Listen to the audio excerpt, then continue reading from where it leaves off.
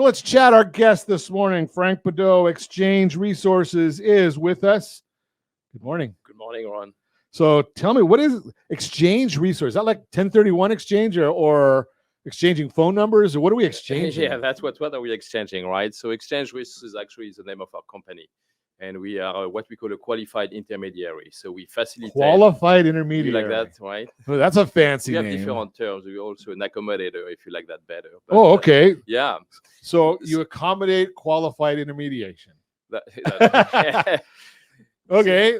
I think we're going off the rails here this morning. So what's a 1031 exchange, right? So 1031 actually refers to the section of the tax code. Okay. Section 1031. And allows an investor, real estate investor, to defer the payment of their capital gain taxes as long as they're going to be reinvesting the proceeds of that sale into another investment property.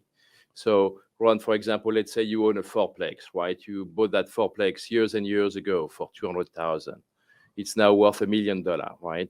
Now, your option is if you sell it today without doing a 1031 exchange, you're looking roughly at, again, about $800,000, right? So that's going to cost you roughly, depending on what state and your tax bracket, about 35% in taxes. Like that's going to probably put you at the $800,000 gain is going to probably put you in the highest tax bracket everywhere. Most likely, right? So you're looking at about, writing a check for about $300,000 or so, right? So what's your option? Well, as long as you, in selling that property, as long as you're going to reinvest all of the proceeds into another investment property, then you're going to hold on to that, check that you would have written to the tax people and reinvest all of that money into another property. So at the end of the day, what if I don't want to reinvest all of it? Well, you can do that too. You're just going to pay the taxes on the differential. No, because at some point in time, as I get older, and I'm already old, and, I want some money to live on because I've made all these investments. And some people like to do that, right? So they would exchange a portion of it, keep some cash. Oh, so you can do that? Yeah, absolutely. Okay. Yep. So now I'm going to throw a curve. Now, before we get too far into the weeds in this, because I want to get some details here, but just remember, I don't know about you, Frank. I don't give tax advice. We don't either. So that's very important, right? We are not giving tax advice here. We're giving you an education and talk to your CPA or tax planner or whomever. We don't give tax advice. We don't give legal advice. Frank's just the expert on the 1031 exchanges, but we do work with those other folks. That's right. Okay. Always talk to your CPA. Yeah, exactly. Always want to talk to the CPA or whomever it is that makes those smart decisions for you. Good. So the 1031, so if we want to take some of that money out, we can do that. We can take, what if I wanted to, take a loan before I do the 1031 or after the 1031 to get some liquidity? Am I allowed to do that? You're getting one in some kind of a gray area. Okay. So, again, that's not necessarily recommended.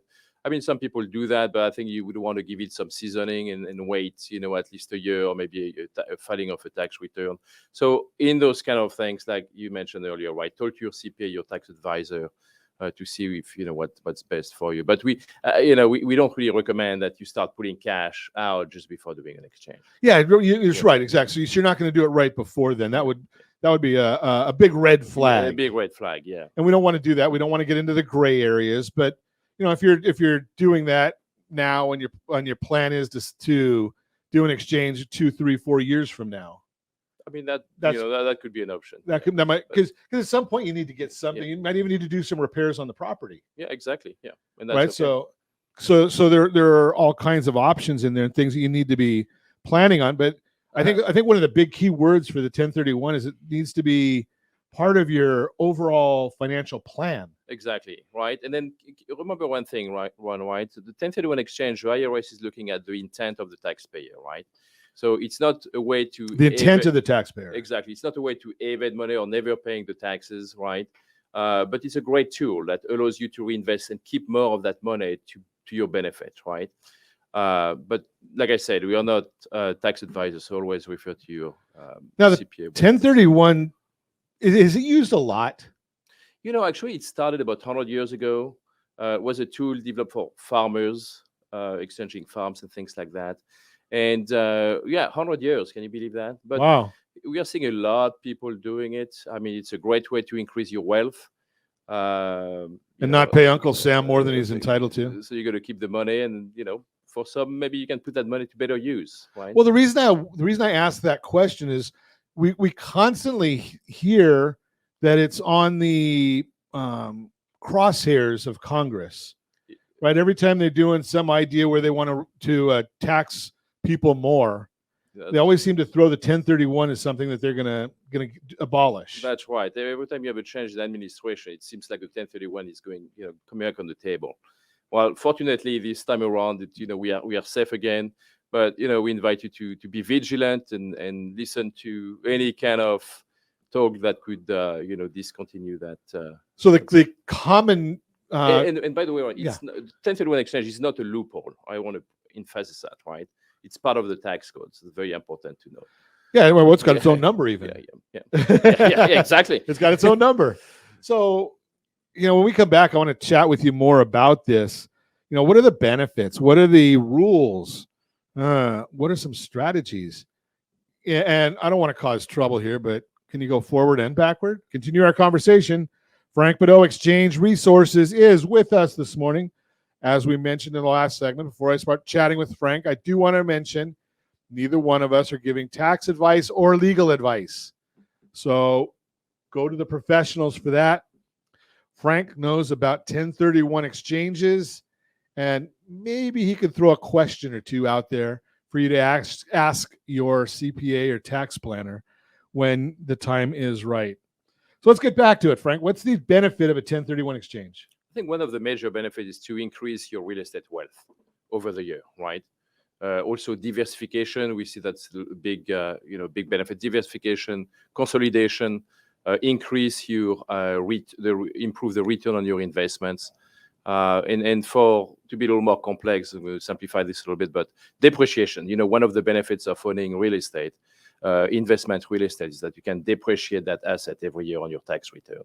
And that's can be a pretty nice write-off every year, right, that you could take. Sure. Well, for example, on residential real estate, you can depreciate that over 27 and a half years. But what happens when you have owned that real estate for more than 27 and a half years?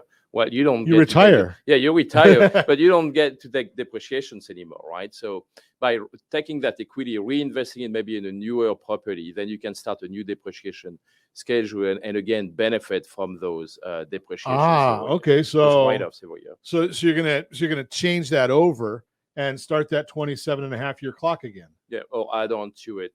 Or add on. Okay. Yeah. So you're now. Can you take a highly appreciated property and split that into 2 or 3 properties? Absolutely, and we see that all the time, right? Let's say you own a large apartment community, right? You want to retire, right? You don't want to manage this anymore. So you could maybe take a little bit of cash, right? Invest in multiple other properties.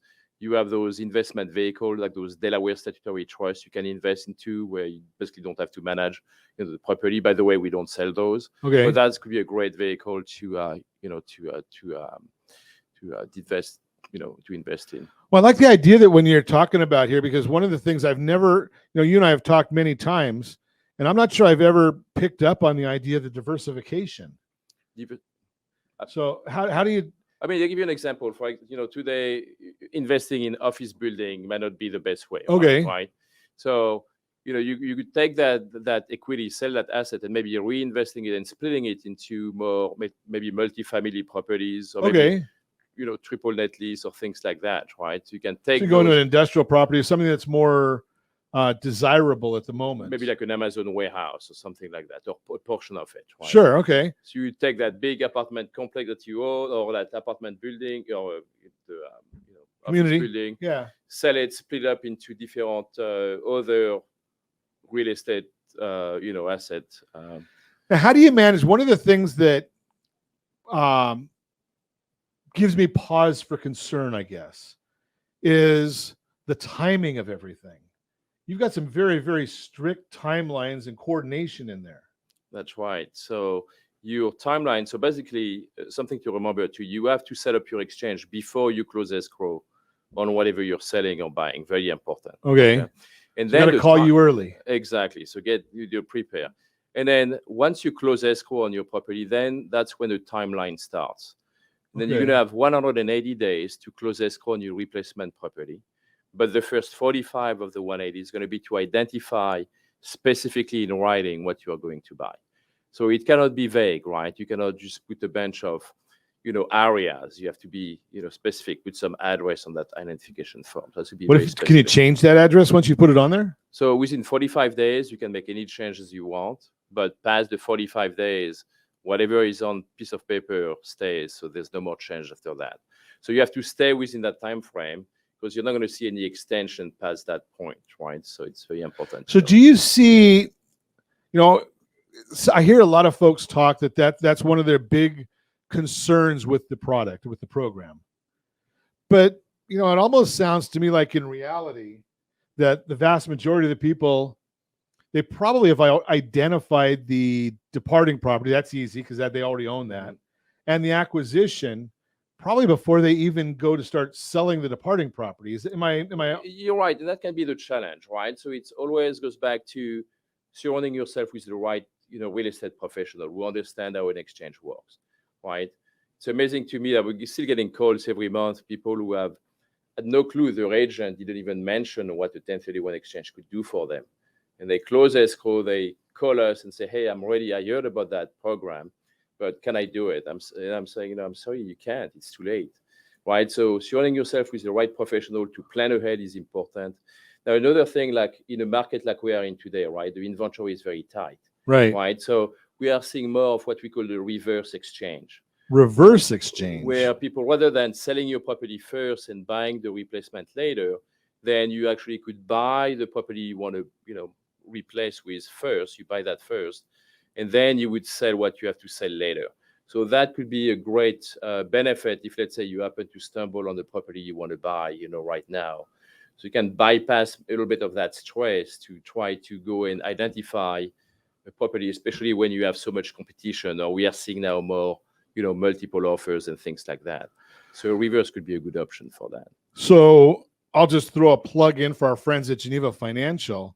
Is they've got a transition loan that would be perfect for that because you're taking a lien on both your departing property and the acquisition. You get all the money you need to buy the acquisition as long as you've got the equity in the departing property, and you can really finance that whole thing and not have to worry about where you're coming up with the money if there is a question mark about that. So if you have a question on that, just give our friends at Geneva Financial a call on that one as well. But I like that idea of doing the reverse just because right now, selling your property is relatively simple. Mm-hmm. Yeah. Right. I mean, unless you're looking to make a grand slam out of it and you're taking a $1 million property and you want $2.5 million for it, that might sit on the market a while. Yeah. But if you've got $1 million property and you put it up at $1 million or $990 or something, it's going to sell quickly. The finding and getting into contract on that acquisition, that might be a little more of a challenge. It's a little tricky. It's, like I said, today's market's a little harder. A little harder. But even if you don't, again, the planning is key, right? It's critical. You don't want to wait the last minute to realize you're going to be doing an exchange. You want to plan ahead of time. And if you're going to be selling your property first, make sure you at least start, looking at areas you want to invest, so you're not wasting the last minute to do that. Yeah, it seems to me it's almost easier and less stressful. Because you don't want to make a mistake on that because you've only got 45 days, you said, to identify. So get out there, get shopping, maybe even now are your days based on? Those are calendar days, by the way. Calendar days. Yeah, okay. Yeah. Are they based on contract date or close date? So those are days from the day you close escrow on what Close you're selling days. or you're buying. Exactly. Then calendar days, 180 days to close on a replacement, first 45 of the 180 to identify. Now, on the start from the day you close escrow on. Okay, so it's not contract day, it's closing day. Exactly. And the other question that I had there, so you really don't have to worry as much about the days when you're talking about the reverse exchange. You only worry, I guess, will be to make sure that you're going to be able to sell what you have to sell within 180 days. Okay. Of when you acquire that replacement property. So got to make sure you sell on time. Make sure you're going to sell what you have to sell. And you have a little more control of that because you're determining the price. So if you're getting close, you may decide, okay, I'll take a little less because the discount might be less than the tax liability down the road. That's another consideration. Right. Again, talk to your tax professionals. Continue our conversation. Franck Bideau, Exchange Resources, is with us this morning. learning about 1031 exchanges. So I'm going to put you on the spot. Sure, go for it. I always like to get stories. Do you have a good story of how of a benefit that we've been able to achieve through the 1031 exchange program? Yeah, good question. Actually, I have a good one. I was speaking with a gentleman a few weeks ago who owns an apartment complex in Costa Mesa, right? So he bought it, I think, like 30 plus years ago for like $180,000, right? Nice. It's Probably now worth a little more than that now. Yeah, now it's worth like 2.5 or something. Okay. Like that, right? Little appreciation. So I asked him to tease him. I asked him, okay, so how are you doing? How is that property returning for you? Are you getting a good return on your investment? He said, oh, it's great. I'm getting 100,000 on it every single year. I'm making good money on it. 100K I bought it for 180. Look, I'm making 100,000. It's a pretty darn good return, right? Sure. I said, are you sure you're making the kind of money you're talking about? He said, well, yeah. I mean, I'm putting that in my bank account every year, right? I said, well, think about this. You know, you're sitting on $2.5 million worth of equity. And did you know that if you were to reinvest that 2.5 million and leverage it maybe into a larger property, more units, then maybe you would have a great chance to increase the return on your equity, the return on your investment, right? And maybe multiply that number, Sure. right? So, I mean, here, people don't realize sometimes that, they have amassed so much equity, but that equity is dormant. That equity is not doing anything. When right? you taught us earlier, then he's probably out of his depreciation and the too. It doesn't take any depreciations also, right? So that's another benefit that's gone out of the window. So, but taking that equity, reinvesting into maybe more, better real estate, diversification, that could significantly increase the return on his investment. Heck, it sounds to me like even if he went from that same 2.5 and bought the building next door, right, and he's still going to make the same 100,000. Maybe leverage that investment, right? But even if he didn't do that, even if he just went next door, then at least you're going to get back that depreciation. Exactly. And not have and the 100,000 will be all yours instead of most going, having to pay taxes because you've got that depreciation benefit. Yeah. Nice. It all goes back to education, right? Sure. We find a lot of people in those situations don't really have the knowledge they need. So having, again, surrounding yourself with the right professionals, a good tax advisor, that's really key to be able to identify, areas of opportunities like that. What almost kills me when you were talking earlier about somebody calling you after the fact because their real estate professional never told them that they need to be looking into a 1031 exchange. Can you believe that? That to me, that's just, well, I mean, okay, I'm a consumer advocate. I'm going to say this, Frank, you may not want to. I call that malpractice, right? It is. Because, that individual really was not doing what was in the best interest of the client. All they cared about was, getting a transaction done and not going the extra mile and understanding their craft and being a trusted advisor. Yeah, exactly. And I don't think I'd ever be using that real estate agent again.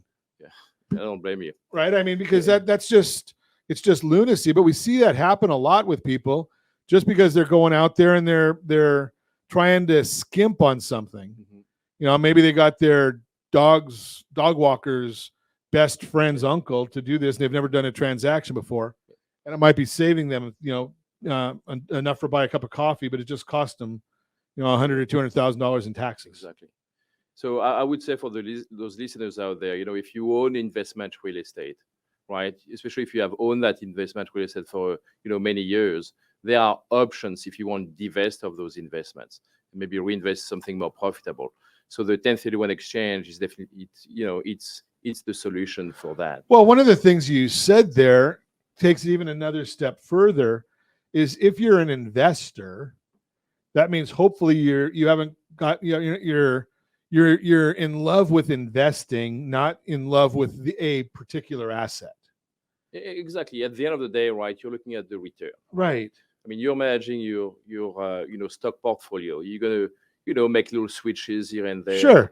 Well, the thing in real estate, we notice that, owners or investment owners, are kind of complacent sometimes. Set it and forget it. You get into that, feel good thing. I'm getting my check every month, and and years are going by. Well, you feel good because you're getting that 100,000 you were just talking about. But right? That 100,000 could have been 150,000. Exactly. And that comes out to the whole same scenario that people need to just really have a full, I call it a household board of directors. Kind of, yeah. right? Yeah. You need that real estate. If you're a real estate investor, you need a great real estate professional working with you. You need somebody like Frank who understands the exchanges. You need that CPA. You need the lawyer. They all need to be working Good together. real estate broker, right? To Right. help you through the right lender as Right. well. Hey, you need all these Yeah. things to be as part of your team. Exactly. And then every few years, every 5 years, I would say, take another look at your real estate portfolio. See if you can make any tweaks, to it. Maybe divesting of one asset, reinvesting somewhere else, those kind of things. So, but don't be passive, right? So get a little, we don't have a whole lot of time left, Frank.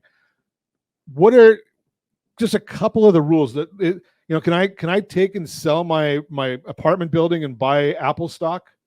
You can, right? It's only for real estate. So Okay. investment real estate for investment real estate. Like stock, corporation will be considered personal property. So you cannot do an exchange into shares in a partnership or even in like a real estate investment trust. You're buying share or stock. Okay. So you can't do that. You cannot do that. So only real estate. Same if many people think that they own a second home, they could do an exchange on it. Well, your second home is a second home. And there's not a lot of tax benefit by owning a second home, right? Unless maybe you rent it for a bit every year. But so you'll pay the taxes on that. Your primary residence, you cannot do an exchange on it. It's your primary. No, not on your primary either. Not on the primary. Okay. However, if you sell your primary, right, you have that what we call the 121 universal exclusion. Sure. So if you're single, you can get $250K, in gain tax free, and up to $500K if you're married, filing jointly. So you have that universal exclusion. You got to keep the wife around for that extra $250,000. She's not listening, so I'm okay. Okay. Now, one quick question, because Josh already told me we're out of time. So if I've done a 1031 exchange, does that have any bearing on my estate step up in basis when I pass? That's funny you're asking that. We have a saying in the business that says, you swap until you drop. Right. Oh.